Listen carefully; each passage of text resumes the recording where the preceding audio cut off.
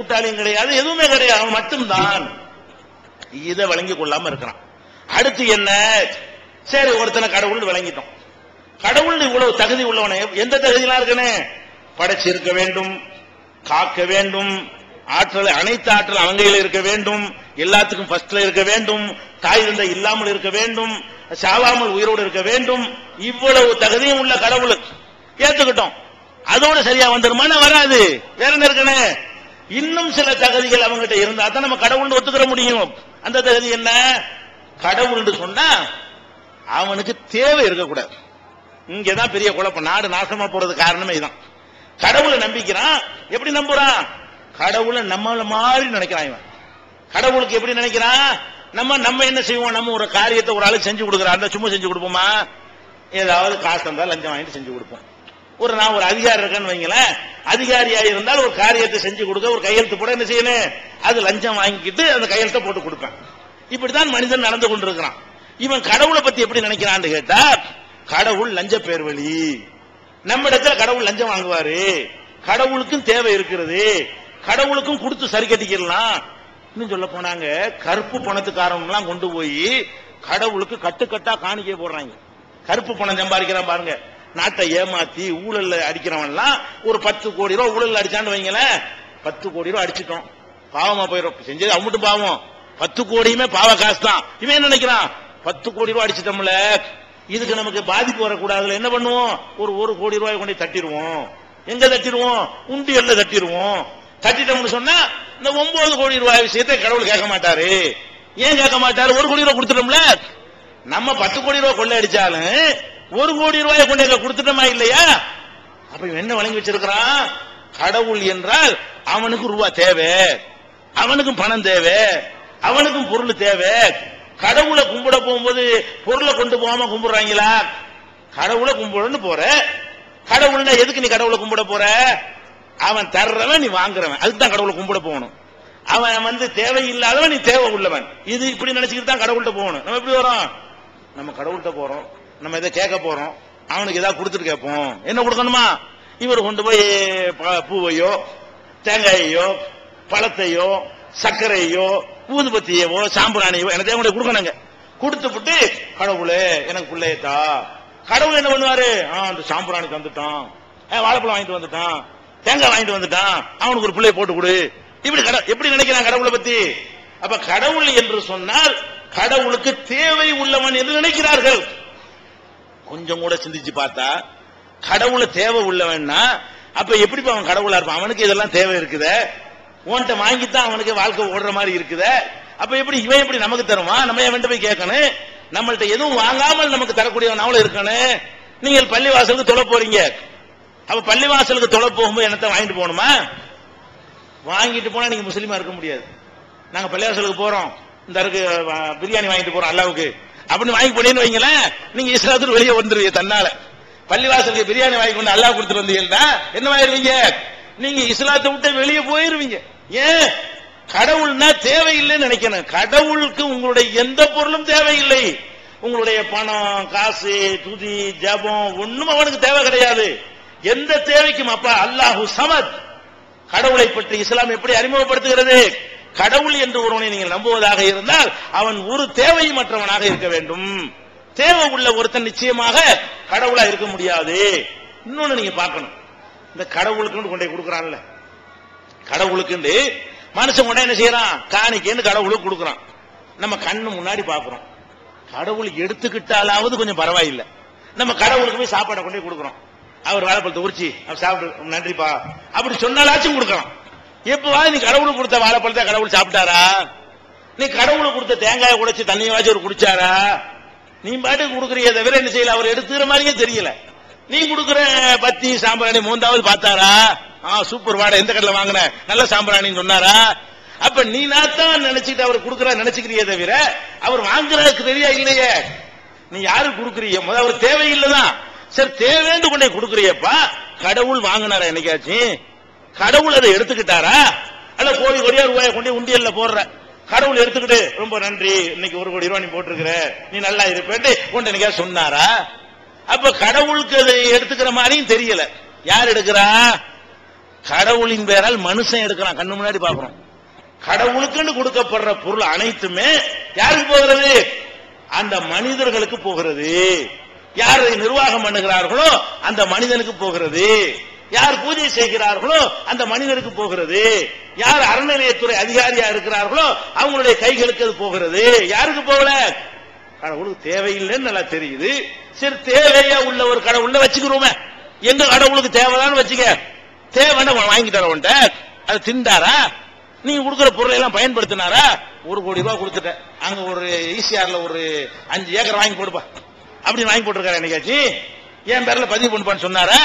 நீ என்னத்தை கொண்டே போட்டாலும் யார் எடுத்துட்டு போற? நீ தங்கத்தை கொண்டே போட்டு, காசை கொண்டே போட்டு, கடவுளுடைய பெயரை சொல்லி யாரோ எடுக்கிறார்களா? அது கடவுள் எடுத்தாரா? நல்லா தெரியுதுங்க, கண்ணுக்கு முன்னாடி தெரியுதுங்க. எப்படிங்க நம்புறான்? கண்ணுக்கு முன்னாடி தெரியுதா இல்லையா? கடவுள் எடுக்கல. நம்ம செய்யற எந்த ஒரு பொருளும் கடவுளுக்கு சேரவே இல்லை. கடவுள் அதை வாங்கவே இல்லை, கடவுள் பயன்படுத்தவே இல்லை, மனுஷன் தான் எடுத்துக்கொள்றான்.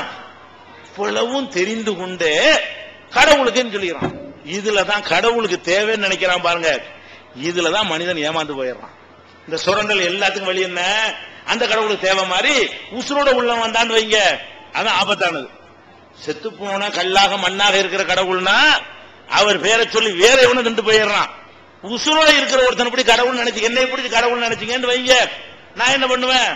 கடவுள் காணிக்க வாங்கி கூச்சிக்கிட்டே இருப்பேன். இன்னைக்கு திறந்து பாக்குறாங்க. இப்ப செத்து போனார்ல ஒரு கடவுள் சாய்பாபா, அவருடைய அறை தனியா ஒரு யஜூர் மந்திர்னு ஒரு அறை இருக்கு. அவர் மட்டும் ஸ்பெஷலா போற அறை. உள்ளக போனா கோடி கோடியா ரூபாய் வச்சிருக்காங்க. நகை கிலோ கணக்குல இருக்கிறது. இதுக்கெல்லாம் ஒரு கேஸும் போட மாட்டேங்கிறாங்க. நம்ம ஊர்ல 1 லட்சம் ரூபாய் வீட்டுல பணம் வச்சிருந்தா கேஸ் போட்டு போயிடுறாங்க. உங்க வீட்டுல 1 லட்சம் ரூபாய் இருந்துச்சு வைங்க, எப்படி நீ கேஸா வச்சுக்கலாம்? ஒரு 5 லட்சம் ரூபாய் உங்க வீட்டுல வச்சிருக்க முடியுமா? ஒயிட் பண்ணி கூட நீங்க வச்சிருக்க முடியுமா? வைக்க கூடாது. ஏன்? நீ கேஸா வச்சுக்க, பேங்க்ல தான் வைக்கணும். எப்படி 5 லட்சம் ரூபாய் வீட்டுல வச்சிருப்ப அப்படின்னு கேட்பானா இல்லையா? இந்த அமலாக்க பிரிவு எங்க போனான்னு தெரியல, சிபிஐ எல்லாம் எங்க போனான்னு தெரியல, இந்த வருமான வரித்துறை எங்க போனாங்கன்னு தெரியல. அவங்க கோடி கோடியா லாரில ஏத்துற அளவுக்கு ரூபாயை கொண்டே அடக்கி வச்சிருக்கானே. இதை அந்த நிர்வாகிகள் அந்த ட்ரஸ்டிகள் மீது ஏதாவது வழக்கு போட்டு எப்படிப்பா சட்டவிரோதமா அந்த பணத்தை வச்சிருக்கீங்க, சட்டம் எல்லாருக்கும் போதுதானு சொல்றானா? அப்ப நம்ம என்ன பாக்குறோம்? உசுரோட இருக்கிறவங்க கடவுள்னு சொன்னாண்டு வைங்க, ஆடு கொட்ட வேண்டியதான், கொண்டு போய் அவன் ஜாலியா இருக்க வேண்டியதான். தங்கமா கூச்சி வச்சிருப்பான், நகையா கூச்சி வச்சிருப்பான். அப்ப இதெல்லாம் நம்ம கண் முன்னாடி தெரியும். எதனால ஏமாந்து போறீங்க? கடவுள்னு சொன்னா எல்லா கடவுள் வேஷம் போடுறவனு உங்கள்கிட்ட வாங்குறானா உங்களுக்கு தர்றாராம். யோசிச்சு பாருங்க. இந்த மனிதனை கடவுள்னு நம்பி போறீங்களே, அவன் எவனாவது இந்த நாட்டில் எவ்வளவு ஏழைகள் இருக்கிறாங்க, நான் கடவுள், ஏழைலாம் வா, ஆளுக்கு 1 லட்சம் ரூபாய் வாங்கிட்டு போயிட்டே ஒரு கடவுள் அறிவிச்சிருக்கிறானா? அவன் எந்த பாபாவா இருக்கட்டும், எந்த சாமியாரா இருக்கட்டும், எந்த வலி உள்ளாவா இருக்கட்டும், எந்த மகானா இருக்கட்டும், எந்த பெரியாரா இருக்கட்டும், எந்த மதத்தினுடைய மகான்களாக வேண்டாலும் இருக்கட்டும், எவனாச்சு பணக்காரன் காணிக்க வாங்குறதுக்கு தான் உட்கார்ந்துகிட்டு இருக்கிறானே தவிர எதுக்கு செய்ய மாட்டேங்கிறான்? குடிசை பக்கம் போய், கூவத்து பக்கம் போய், கூவத்தின் ஓரத்தில் இருக்கக்கூடிய குடிசை வாழ் மக்களே வாருங்கள், ஆளுக்கு 5 லட்சம் ரூபாய் தரப்போறேன், அப்படி கியூ நின்று வாங்கிட்டு போங்க, ஒருத்தன் கொடுத்துருக்கானா? நீ நான் கடவுள் தானப்பா, நீண்ட வந்துருமே, கஷ்டம் ஒண்ணும் கிடையாது. அது தர்றதுக்கு ஒரு ஆளுக்கு ஏமாளி நிறைய இருக்கானவங்கள, அப்ப வாங்கி என்ன செய்யலாம்? இப்படி எவனாச்சும் கொடுத்துருக்கானா? இப்ப கடவுள் வாங்கி திங்கிறவனுக்கு பேர் கடவுளா? உன்னாச்சு தந்திருக்கிறானா? மேஜிக் பண்ணி ஏதாவது செயின் எடுக்கிறேன், மோதிரம் எடுக்கிறேன் பணக்காரனுக்கு ஒரு டிராமா போட்டு காட்டுவானே தவிர பூசணிக்காலாம் எடுத்து காட்ட மாட்டான். அதெல்லாம் முதல்ல செட்டப் பண்ணி வச்சு எடுப்பானே தவிர அது நடக்கிறது கிடையாது. அப்ப நம்ம என்ன யோசிச்சு பார்க்கணும்? இந்த கடவுள்னு சொல்லி போய் ஏமாறுறாங்க. ஒரு பைய கூட இந்த ஏழைபாளைகளுக்கு ஒண்ணும் செய்ய மாட்டேங்கிறான். சுனாமி எவ்வளவு பாதிக்கப்பட்டார்கள். சினிமா நடிக்க இந்த விவேக் ஓபராயின்னு ஒருத்தன் வந்துகிட்டு தேவனாம்பட்டினத்துல போய் எல்லாம் கப்பல் செஞ்சு கொடுத்தான், வீடு வாங்கி கொடுத்தான். யாரு? சினிமா கூத்தாடி ஈவு இறக்கம் இல்லைன்னு சொல்லுவோமே, அவன்கிட்ட இறக்கம் வடநாட்டுல உள்ள விவேக் ஓபராயின்னு ஒரு நடிகன் நினைக்கிறேன். அவன் என்ன செஞ்சான்? தேவனாம்பட்டினத்துக்கு படகு வாங்கி கொடுக்கறேங்கிறான், வீடு கட்டி தர்றேங்கிறான். அவனுக்கு இருக்கிற இறக்கம் இந்த பாபாமார்கள் ஒருவேளுக்கு காணாம எவனாச்சும் சுனாமி எடுத்து வந்தானா? சுனாமி மக்களுக்கு ஆளுக்கு ஒரு பங்களான்னு சொன்னானா? மீன் பிடிக்கிற வலை வாங்கி தரேன்னு சொன்னானா? படகு வாங்கி கொடுத்தானா? போட்டு வாங்கி கொடுத்தானா? அந்த மக்களுக்கு மறுவாழ்வுக்கு ஏதாவது பண்ணானா? அந்த பிள்ளைகளுடைய படிப்பெல்லாம் நான் ஏத்துக்கிறேன்னு சொன்னானா? அங்க எட்டியாவது பார்த்தானா? கடவுள். கடவுள்னா தர்றவனுக்கு பேர் கடவுள், வாங்கி திங்கிறவனுக்கு கடவுளா? பிச்சைக்காரன். வாங்கி திங்கிறவனுக்கு பேர் என்ன? எத்தனா இருப்பான், பிராடா இருப்பான், பிச்சைக்காரனா இருப்பானே தவிர தர்றவன் தான் கடவுள். வல்லாஹுல் கனியு, அன்துமுல் ஃபுகரா, அல்லாஹ்ங்கிறவன் ஒரு தேவையும் இல்லாதவன், நீங்கள் தேவை உள்ளவர்கள். கடவுள்ங்கிற குர்ஆன் இலக்கணம் சொல்லி தருகிறது. கடவுள்ங்கிறவன் தேவை இல்லாதவன். நீ எவனுக்கு தேவை இருந்துகிட்டு இருக்கு, அவனுக்கு எந்த தேவையுமே கிடையாது. எதுவும் ஆகுண்டா ஆயிரும். கடவுளுடைய மேட்டர் என்னது? உண்டாகிவிடும். இந்த அண்ட சராசம் பூட்டையும் படைக்கிறதுக்கு என்ன மெட்டீரியல் வச்சு படைச்சா? எங்க இந்த மெட்டீரியல் எல்லாம் இருந்துச்சு? ஒண்ணுமே இருக்கல, ஆகுண்டா ஆகிவிட்டது. இது அராத செய்ய கூறளவு குன் பயக்கூன். ஒரு பொருளை படைக்க நாடினால் ஆகும் ஆகிவிடும். ஒரு சத்தம் தான் உடனே உண்டாகிவிடும். அந்த மாதிரி ஒரு பவர்ஃபுல்லாக இருக்கக்கூடியவனுக்கு என்னத்துக்கு தேவை? அப்ப கடவுளுக்கு தேவைங்கிற ஒரு நம்பிக்கையை உண்டாக்கித்தான் மக்களிடத்தில் காணிக்கைகள்லாம் வசூல் செய்யப்படுகிறது. இதை நீங்க விளங்கின, கடவுள்னா எனக்கு தருவியா, நான் வர்றேன். எந்த சாமியார வேண்டாலும் போய் பாருங்க. எப்படி பார்க்கணும்? இந்தாப்பா சாமியார், நான் வந்துட்டேன், நான் கஷ்டப்படுறேன், ஒரு 5 லட்ச ரூபாய் வெட்டு, அவன் உனக்கு 5 லட்ச ரூபாய் தரணும். எனக்கு ஒரு 10 லட்ச ரூபாய் கொடு, அவன் உனக்கு தரணும். உண்டியலை வச்சு போட்டுட்டு போனா ஆஹா பிராடு. உண்டியலை வச்சு நம்மள காசு போட்டு போக சொன்னா நம்மளை வச்சு போல ஏமாத்தன. இவன் கடவுள் இல்ல, இவன் வாங்கி திங்கிறவன் தான். நம்மள்கிட்ட வாங்கிக்கிட்டு அவன் வளமா இருக்க பாக்குறான தவிர நமக்கு எப்படி இவன் தருவான்?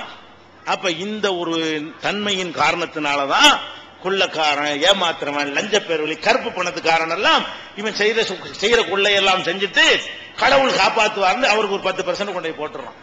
இந்த கமிஷன்ல 5% கொடுப்பாங்கல்ல லஞ்சத்துல, அந்த மாதிரி கடவுளுக்கு எத்தனை %? 10%. 1000 கோடி கூட நீ கொள்ளையடிச்சுக்க, ஒரு 100 கோடி அங்க தட்டிரு, உண்டியல்ல கொண்டே போட்டுரு. ஏன்? கடவுளும் லஞ்சம் வாங்குறவர், கடவுளும் தேவை உள்ளவரா இருக்கார்ல, கடவுளுக்கு வேணும்ல.